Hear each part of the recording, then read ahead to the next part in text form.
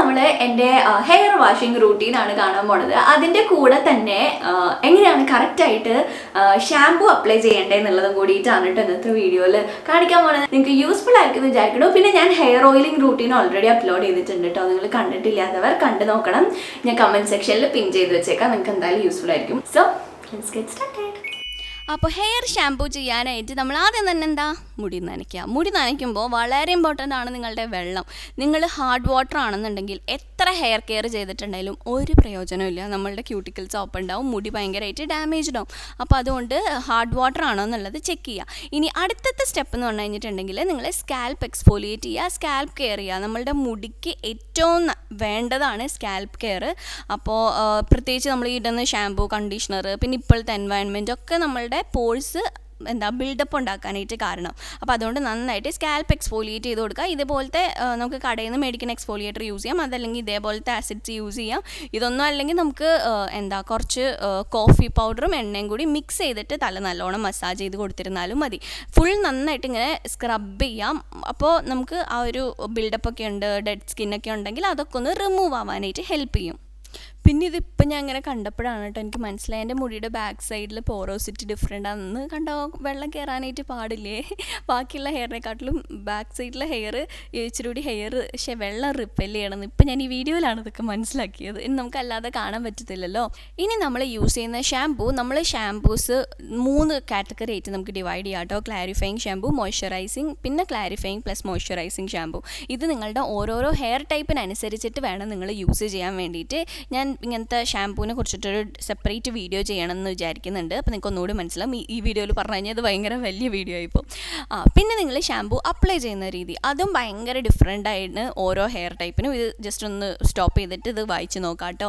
ആ രീതിയിൽ വേണം നിങ്ങൾ സ്കാൽപ്പിൽ അപ്ലൈ ചെയ്യാൻ. അതല്ല നിങ്ങൾ ഓയിലി സ്കാൽപ്പ് ഉള്ളവർ ഇങ്ങനെ ഡൈല്യൂട്ട് ചെയ്താണ് യൂസ് ചെയ്യണമെങ്കിൽ നിങ്ങളുടെ ഓയിലിൽ പോവില്ല. അപ്പോൾ നിങ്ങൾക്ക് കുറേ തവണ ഷാംപൂ ചെയ്യേണ്ടതായിട്ട് വരും. അപ്പോൾ അതുകൊണ്ട് ഒറ്റ തവണ മാത്രം അത്യാവശ്യം എടുത്ത് കയ്യിൽ മസാജ് ചെയ്ത് ചെയ്യുന്നതാണ് നല്ലത്. എന്നാൽ നിങ്ങളുടെ ഡ്രൈ സ്കാൽപ്പ് ആണെന്നുണ്ടെങ്കിലോ നിങ്ങൾ ഡയറക്റ്റ്ലി ഇട്ട് കഴിഞ്ഞിട്ടുണ്ടെങ്കിൽ നിങ്ങളുടെ മുടി ഭയങ്കരമായിട്ട് ഇങ്ങനെ ഫ്രിസി ആയിട്ട് ഭയങ്കര ഡ്രൈ ആയിട്ടിരിക്കും. അപ്പോൾ ഓരോ ഹെയർ ടൈപ്പിനനുസരിച്ചിട്ട് വേണം ഷാംപൂ സെലക്ട് ചെയ്യാനും ഷാംപൂ യൂസ് ചെയ്യുന്ന രീതിയും. അപ്പോൾ ഞാനിപ്പോൾ അത്യാവശ്യം കുറച്ച് ഷാംപൂ എടുത്തിട്ട് നിറയെ വെള്ളത്തിൽ ഡൈല്യൂട്ട് ചെയ്തിട്ട് സ്കാൽപ്പ് ആദ്യം മസാജ് ചെയ്തിട്ട് പിന്നെ സ്ട്രാൻഡ്സിലോട്ട് ഇങ്ങനെ ജസ്റ്റ് ഇങ്ങനെ ആക്കി കൊടുക്കണമെന്നേ ഉള്ളൂ. കാരണം അല്ലാതെ എൻ്റെ മുടി സ്ട്രാൻഡുകൾ ഡ്രൈ ആയതുകൊണ്ട് എനിക്കൊരു 2 ദിവസമൊക്കെ എടുക്കും മുടിയിൽ നാച്ചുറലായിട്ട് സ്കാൽപ്പിൽ ഓയിൽ പ്രൊഡ്യൂസ് ചെയ്യാനായിട്ട്. അതിനുശേഷം ഞാൻ ഇതിങ്ങനെ വാഷ് ചെയ്ത് കളയാണ് കേട്ടോ. നിങ്ങൾ ഓയിലി സ്കാൽപ്പുള്ളവരാണെങ്കിൽ ഷാംപൂ ഒരു 2 മിനിറ്റ് തലയിൽ വെക്കുന്നത് നല്ലതായിരിക്കും. ഒന്നും കൂടിയിട്ട് ഓയിൽ പോവാനായിട്ട് നല്ലതാണ്. ഓക്കെ, അപ്പോൾ ഇത് ഞാൻ നല്ലോണം റിമൂവ് ചെയ്ത് കളയുന്നുണ്ട്. വെള്ളം യൂസ് ചെയ്തിട്ട് നന്നായിട്ട് റിമൂവ് ചെയ്യുക. പിന്നെ നിങ്ങൾ വീട്ടിൽ തല കഴുകുമ്പോൾ ഇങ്ങനെ കുനിഞ്ഞ് നിന്നിട്ട് തല കഴുകുന്നതാണ് കേട്ടോ ബെറ്റർ. ഇതിപ്പോൾ ഞാൻ വീഡിയോ പർപ്പസ് ആയതുകൊണ്ട് ഇങ്ങനെ നേരെ നിന്നേ ഉള്ളൂ. ഇനി അടുത്തത് കണ്ടീഷണർ അല്ലെങ്കിൽ മാസ്ക്. ഞാൻ എപ്പോഴും മാസ്കാണ് യൂസ് ചെയ്യുന്നത്. പക്ഷേ ഈ കണ്ടീഷണർ അത്യാവശ്യം നല്ലതാണ്. കുറച്ച് തിക്കായിട്ടുള്ളതുകൊണ്ട് ഈ കണ്ടീഷണർ ഞാൻ എടുത്തതേ ഉള്ളൂ. ഇത് നമ്മളുടെ മുടിയിൽ നിങ്ങൾക്ക് നിങ്ങളുടെ എവിടെയാണോ ഡ്രൈ ആയിട്ടുള്ള ഹെയർ എന്ന് വെച്ചാൽ ആ ഭാഗത്ത് ഇടാം. ഇത് ഞാൻ ക്ലാരിഫയിങ് ഷാംപൂ ഇന്ന് യൂസ് ചെയ്തിട്ടുള്ളത് കൊണ്ടാണ് കേട്ടോ ഞാൻ ഈ ഒരു കണ്ടീഷണർ ഇട്ടേ. അതല്ലാത്ത ദിവസം ചിലപ്പോഴൊക്കെ ഞാൻ കണ്ടീഷണർ സ്കിപ്പ് ചെയ്യാറുണ്ട്. നമ്മളുടെ മുടീനെ ലിസൺ ചെയ്യാം. മുടിക്ക് എന്താണ് പറയണത്, എന്താണ് ആവശ്യമുള്ളത് അത്രമാത്രം കൊടുത്താൽ മതി. ഒരുപാട് സാധനങ്ങൾ നമ്മൾ ഇടേണ്ട ആവശ്യമില്ല. ഓക്കെ, അപ്പോൾ ഞാൻ അങ്ങനെ നോക്കിയിട്ട് എല്ലാ ഭാഗത്തൊക്കെ അപ്ലൈ ചെയ്ത് കൊടുക്കുകയാണ്. ഇനി അടുത്തത് നിങ്ങൾ കേളി ഹെയർ ആണ്, ഫ്രിസി ഹെയർ ആണെന്നുണ്ടെങ്കിൽ നിങ്ങൾക്ക് വളരെ യൂസ്ഫുൾ ആയിട്ടുള്ള ഒരു ടിപ്പാണ് കേട്ടോ. ഇത് ഓയിൽ അതല്ലെങ്കിൽ സിലിക്കോൺ ഫ്രീ ആയിട്ടുള്ള സിറംസ്. ഇനിയിപ്പോൾ സിലിക്കോൺ നിങ്ങൾക്ക് ഇടാൻ ഇഷ്ടമുള്ളവരാണെന്നുണ്ടെങ്കിൽ അതും യൂസ് ചെയ്യാം കേട്ടോ.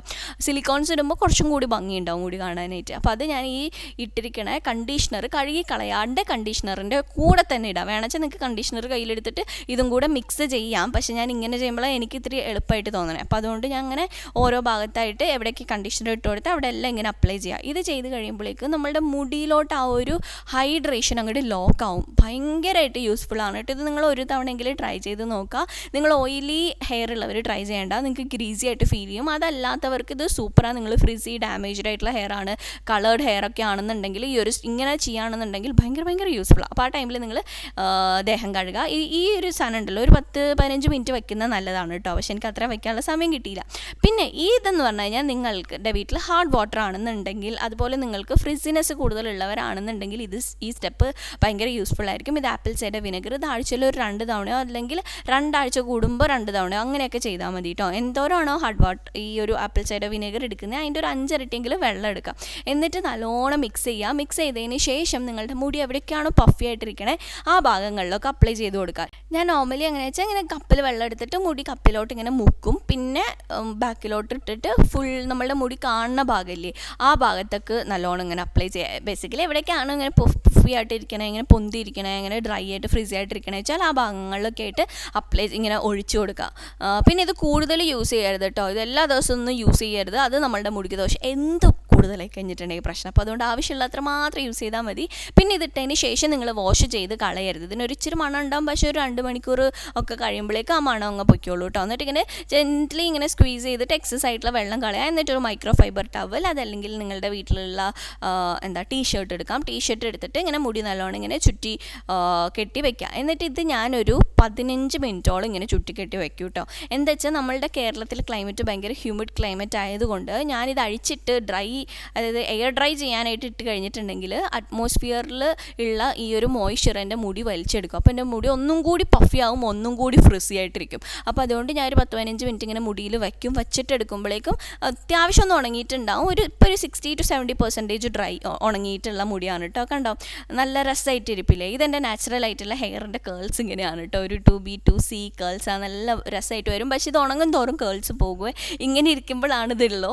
അതുകൊണ്ട് ഞാൻ അല്ലാതെ തന്നെ ഈ ഒരു കണ്ടീഷനിൽ ഇരിക്കുമ്പോൾ ഞാൻ മുടി ചീകി നേരെയാക്കുക ചെയ്യുക. കാരണം എനിക്ക് കേളി ഹെയർ മെയിൻറ്റെയിൻ ചെയ്യാൻ ഭയങ്കര പാടാണ്. ഞാൻ പഠിച്ച 18 പണി നോക്കിയിട്ടുണ്ട് കേളി ഹെയർ മെയിൻറ്റെയിൻ ചെയ്യാനായിട്ട്, ഒരുപാട് പ്രോഡക്റ്റ്സ്. അപ്പോൾ എനിക്ക് ഒത്തിരി പ്രോഡക്റ്റ് ബിൽഡപ്പ് വരും. പിന്നെ ഭയങ്കര മെനക്കേടാവും. എനിക്ക് വാഷ് ഡേ മാത്രമാണ് എൻ്റെ മുടി നല്ല രസമായിട്ടിരിക്കുള്ളൂ. അപ്പോൾ അതുകൊണ്ട് ഈ ടൈം ആകുമ്പോഴേക്കും ഞാനൊരു വൈറ്റ് ടൂത്ത് കോംബ് കൊണ്ടിട്ട് മുടി ഇങ്ങനെ കോംബ് ചെയ്ത് കൊടുക്കും. ഇങ്ങനെ കോംബ് ചെയ്ത് കൊടുക്കുമ്പോഴേക്കും എന്താ പറ്റണമെന്ന് വെച്ചാൽ ക്യൂട്ടിക്കിൾസ് ഒന്ന് ഇങ്ങനെ താഴും. ഇപ്പം എങ്ങനെ വെച്ചാൽ ഒന്ന് പൊന്തിരിക്കായിരിക്കും, ആ ക്യൂട്ടിക്കിൾസിനെ ഒന്ന് താഴാനായിട്ട് ഹെൽപ്പ് ചെയ്യും. പിന്നെ ഇത് ഇച്ചിരി വെറ്റായിട്ടുള്ള മുടി ആയതുകൊണ്ട് അങ്ങനെ മുടി പൊട്ടിപ്പോവോ അങ്ങനത്തെ ഇഷ്യൂ ഒന്നും ഇല്ല കേട്ടോ. ഡ്രൈ ആയിട്ട് ചീവണം അത്രയും പ്രശ്നമില്ല ഈ ഒരു സമയത്ത് ആ കോംബ് ചെയ്യുക. അത് കഴിഞ്ഞിട്ട് ഞാൻ അങ്ങനെ ഒരുപാട് തവണ അങ്ങനെ കോംബ് ചെയ്യാറില്ല. എന്തെങ്കിലും വീഡിയോ പർപ്പസിനൊക്കെ ആണെങ്കിലാണ് കോംബ് ചെയ്യാറുള്ളത്. ഓക്കെ, കണ്ടു ഇപ്പം ഒന്ന് സ്മൂത്തനായിട്ട് വരുന്നില്ല. അപ്പം അങ്ങനെ മുടി ഒന്ന് ഞാൻ അങ്ങനെ കോംബ് ചെയ്ത് കൊടുക്കും.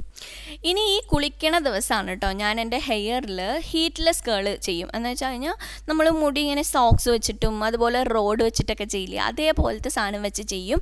അങ്ങനെ ചെയ്തില്ല എന്നുണ്ടെങ്കിൽ എൻ്റെ മുടി ഇങ്ങനെ എയർ ഡ്രൈ ആയി കഴിഞ്ഞിട്ടുണ്ടെങ്കിൽ മുടി ഇങ്ങനെ ഫ്രിസി ആയിട്ട് പൊങ്ങി നിൽക്കും. അപ്പോൾ അങ്ങനെ പൊങ്ങി നിൽക്കാണ്ടിരിക്കാനും ഒതുങ്ങി നിൽക്കാൻ വേണ്ടിയിട്ടും ഞാൻ അങ്ങനെ ഹീറ്റ്ലെസ് കേൾ ചെയ്യും. ആ കേൾ ഇതിൻ്റെ എഫക്റ്റ് ഒരു 1 ഡേ ഒക്കെ നിൽക്കുള്ളൂ. പക്ഷേ അല്ലാതെ നെക്സ്റ്റ് ഡേ ഒക്കെ ആകുമ്പോഴേക്കും മുടി ഒന്ന് സോഫ്റ്റൻ ആവാനായിട്ട് തുടങ്ങും, ഭയങ്കരമായിട്ട് ഡിഫറൻസ് ഫീൽ ചെയ്യാനായിട്ട് തുടങ്ങും.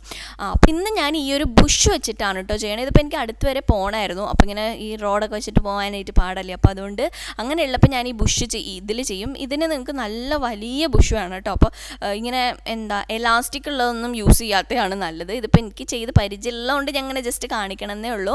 അല്ലാതെ നല്ല വലിപ്പമുള്ള ഇങ്ങനത്തെ ഒരു ബുഷ് ഉണ്ടെങ്കിൽ അതിൻ്റെ ചുറ്റിനും ഇങ്ങനെ ആദ്യമേ തന്നെ നമ്മൾ നോർമലി മുടി ഇങ്ങനെ പൊക്കി കെട്ടണത് പോലെ ലൂസായിട്ട് ഇടും. ഈ ബുഷ് ഭയങ്കര വലിയ ബുഷ്, അത് ഞാൻ രാത്രിയിലൊക്കെ ഇടുന്ന ബുഷാട്ടോ, നല്ലോണം വലിയും.